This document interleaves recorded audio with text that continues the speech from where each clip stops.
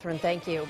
Tonight, Eyewitness News investigates disturbing details regarding the past of the man suspected of kidnapping that family. And this morning, the sheriff said during that press conference that 48-year-old Jesus Salgado had a criminal past, including a robbery from 2005 that led to an 8-year prison sentence. Investigative reporter Medeiros Babb joining us now live in studio. Medeiros, you actually talked with a man who says that he was the victim of that 2005 robbery. He says Salgado held him, his wife, and two 16-year-old girls at gunpoint. That's right, Brian. And the victim did not want to be filmed on camera. He also did not want to be identified in any way. But he says that Salgado, quote, has no soul, and described the terrifying moments. The man says Salgado showed up to his home in a mask with a gun.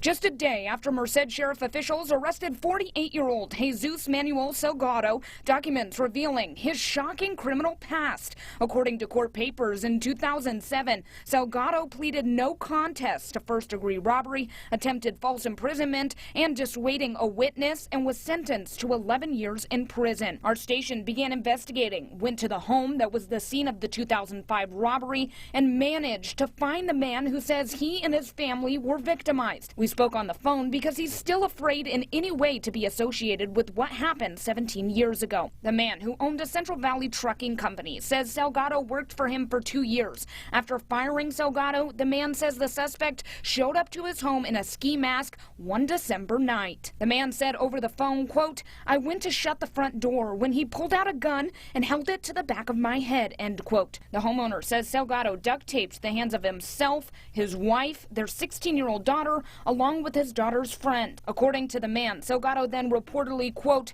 stole all the money we had, rings, that kind of stuff. The man says Salgado even took the ring off his wife's finger before he, quote, made the girls jump into the pool, and he tried to push me into the pool. I was able to jump into the shallow end instead of the deep end, end quote. Once in the pool, the man says Salgado told them, quote, if you call the police, I will kill you, end quote. The man says Salgado then walked out the front door.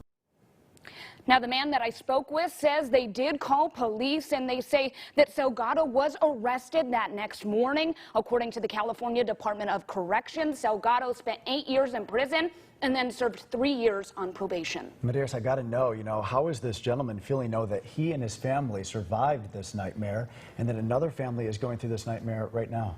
And that's something that I did ask him. Now, he's obviously reliving this moment, him and his family. He said that when he initially saw the photos and then heard the name, he realized that it was the same man, but he was just shocked to hear what happened, especially to another family just like his own. And how's that first family doing after such a traumatic event? What's the impact been on them? One of the things that he said, and I can relate to this because I'm such a father's daughter, he said, it wasn't about me, it was about my daughter. And from that moment on, it just affected that 16-year-old's life forever. She also had a friend there. And the man that I spoke with just said, it was so heartbreaking to be a father and have to watch your daughter go through something like that. But it is really, really chilling, and great work digging through all of this to be able to get that for us. Medeiros, thank you so much. And as the desperate search for the family continues, law enforcement